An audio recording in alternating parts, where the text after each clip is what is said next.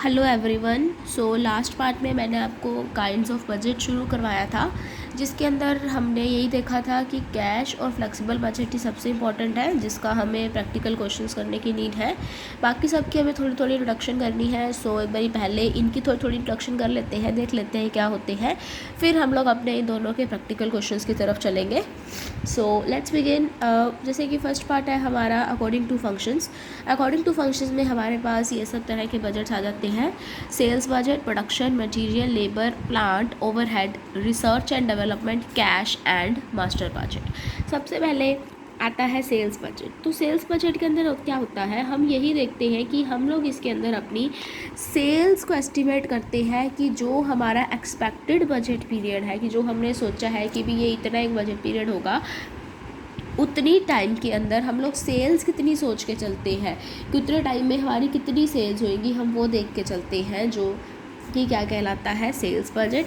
ये सबसे ज़्यादा इंपॉर्टेंट होता है। इसके ऊपर सब चीज़ें लाई करती हैं बेसिकली, जैसे कि कॉस्ट हो गया प्रोडक्शन का या फिर लेबर हो गई, वो सब इसी पे डिटरमाइन होएगा ना। क्योंकि अगर हम पहले से ये सोचेंगे कि हमने कितनी सेल्स करनी है, हम उसी सेल टाइम के अकॉर्डिंग, उतनी सेल्स के अकॉर्डिंग ही हम हमारी कॉस्ट ऑफ प्रोडक्शन और लेबर को डिटरमाइन करेंगे।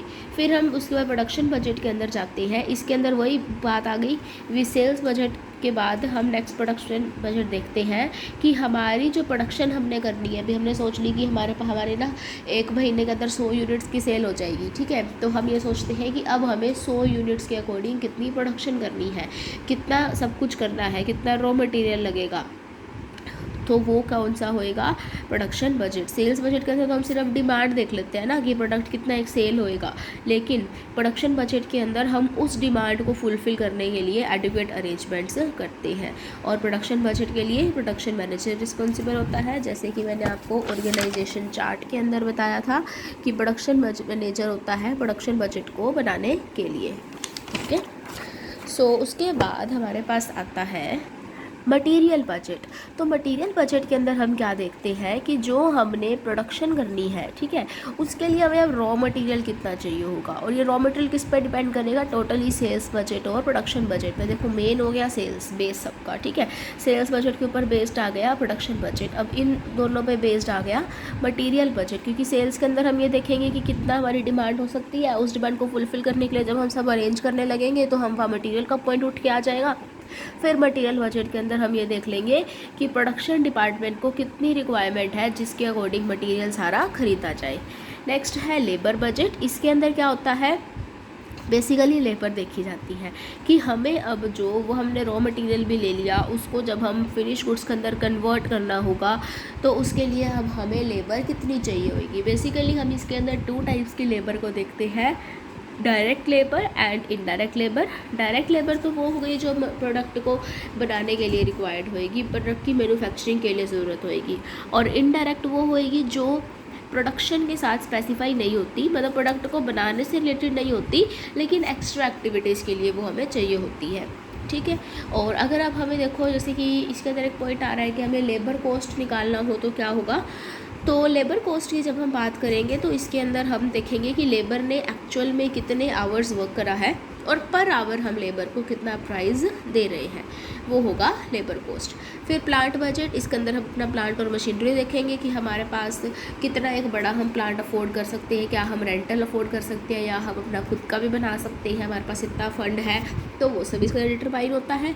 फिर ओवरहेड बजट कि प्रोडक्शन से रिलेटेड जो भी इनडायरेक्ट एक्सपेंसेस है, चाहे इनडायरेक्ट लेबर है, चाहे इनडायरेक्ट मटेरियल है, या फिर कुछ और इनडायरेक्ट एक्सपेंसेस है, जो भी प्रोडक्शन से रिलेटेड इनडायरेक्ट एक्सपेंसेस है उसको ओवरहेड्स बोलते हैं। तो उसकी जब हम एस्टिमेशन करते हैं कि वो हमें कितना चाहिए होगा, वो ओवरहेड बजट के अंदर हम करते हैं।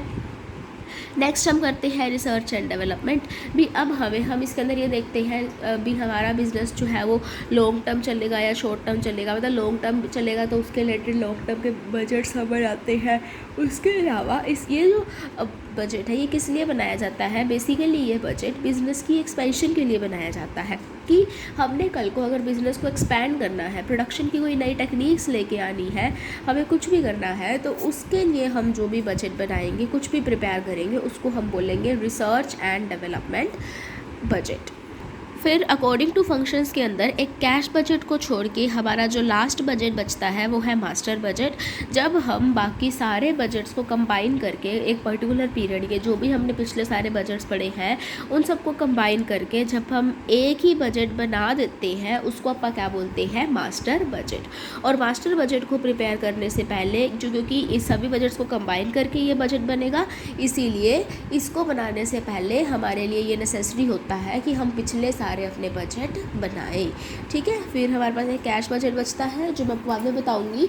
अब इसके अकॉर्डिंग अब देखो बुक से मैं क्या कहना चाह रही थी कि बुक में अब जो बाकी बजट सेटेड क्वेश्चंस गिवन है जैसे कि sales budget setted plus illustration 1 और इलस्ट्रेशन 2 है, उसके बाद इन्होंने अपने को इलस्ट्रेशन 3 भी दे रखी है। मतलब जो ये इलस्ट्रेशन है ना 1 2 3 एंड देन हमारे पास 4th है, फिर प्रोडक्शन बजट से रिलेटेड हमारे पास एक एग्जाम्पल है। ये सब हमने नहीं करनी, हम सीधा कैश बजट पे जाएंगे जिसका हमें क्वेश्चन करने की ज़रूरत है, जिसके क्वेश्चंस हमारे पास इलस्ट्रेशन 5 से शुरू हो रहे हैं तो हम उसी के ऊपर ही फोकस करेंगे। ओके, उसके बाद अब नेक्स्ट देखो हमारे पास क्या आ रहा है अकॉर्डिंग टू फ्लेक्सिबिलिटी। फ्लेक्सिबिलिटी के अकॉर्डिंग हमारे पास क्या है, 2 टाइप्स के बजट हैं। सबसे पहले फ्लेक्सिबिलिटी में क्या होता है, 3 तरह की फ्लेक्सिबिलिटीज़ के अंदर हम जब फ्लेक्सिबिलिटी की बात आती है ना 3 तरह की चीज़ों के बारे में अपन बात करते हैं हमेशा, variable, semi variable and fixed.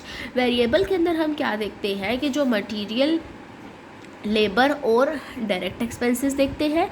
Semi variable के अंदर अपन जो भी अपने एडमिनिस्ट्रेशन और मैन्युफैक्चरिंग, यहाँ पे ADM का मतलब एडमिनिस्ट्रेटिव एक्सपेंसेस है और MFD का मतलब मैन्युफैक्चरिंग एक्सपेंसेस है। और फिक्स्ड देखते हैं अपन जैसे कि अपने प्लांट और मशीनरी, ये पॉइंट्स को देखते हैं।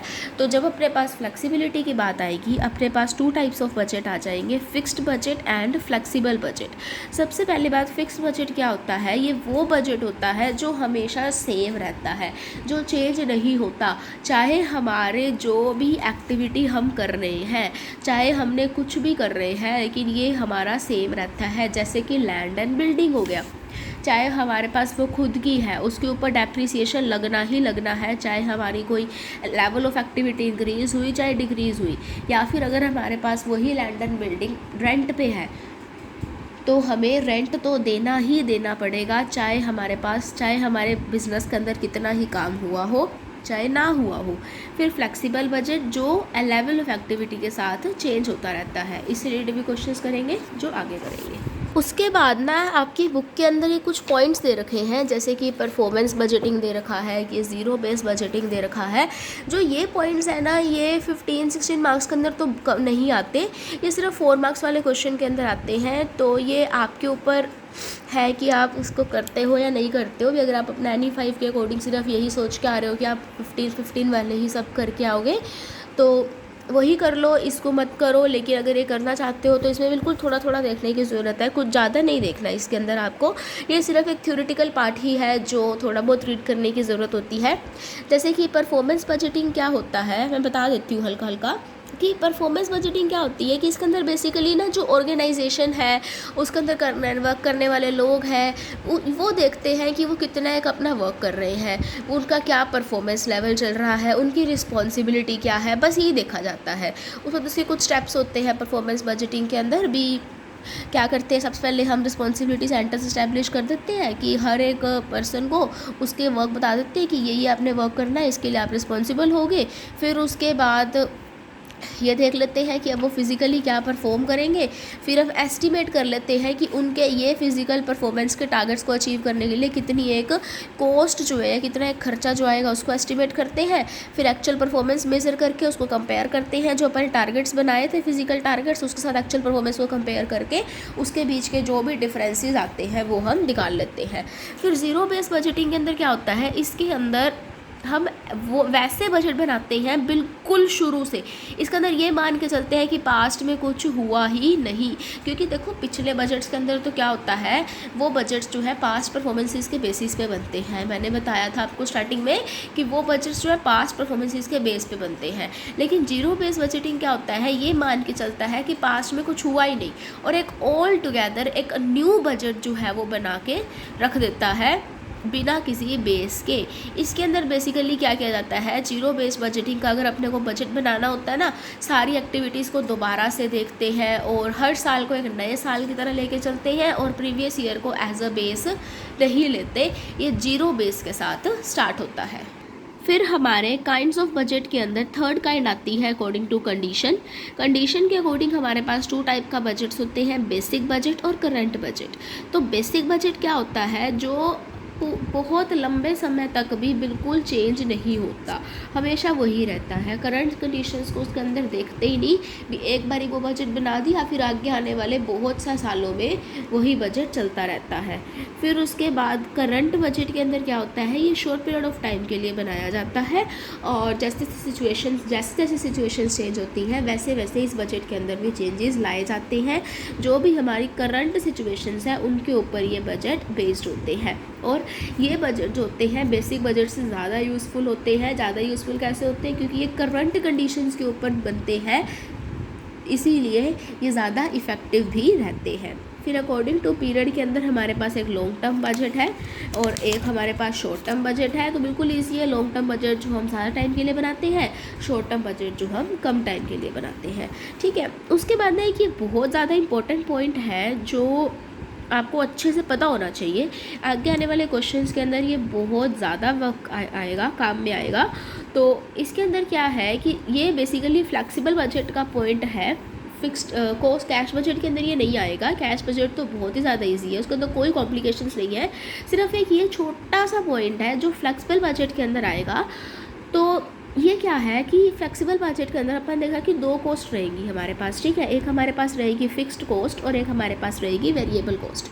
तो फिक्स्ड कॉस्ट क्या होती है और वेरिएबल कॉस्ट क्या होती है? फिक्स्ड कॉस्ट वो होती है जो टोटल प्रोडक्शन के ऊपर तो सेम रहती है, लेकिन पर यूनिट कॉस्ट वो चेंज हो सकती है। जैसे कि अब इसके अंदर ले लेते हैं फिक्स्ड कॉस्ट, जो मतलब सिर्फ इतना ही है कि फिक्स्ड कॉस्ट क्या है, टोटल प्रोडक्शन के ऊपर तो सेम रहेगी। क्योंकि जब आप बजटिंग के क्वेश्चंस करोगे तो आप वहाँ 2 पॉइंट लिखोगे, टोटल कॉस्ट और पर यूनिट कॉस्ट। तो ऐसी कॉस्ट जो टोटल पे तो सेम रहे हर सिचुएशन के अंदर, लेकिन पर यूनिट के अंदर चेंज होती रहे हर सिचुएशन के अंदर। ठीक है, क्वेश्चन करेंगे और ज़्यादा अच्छे समझ में आ जाएगा, लेकिन इतना सा ध्यान रख लो।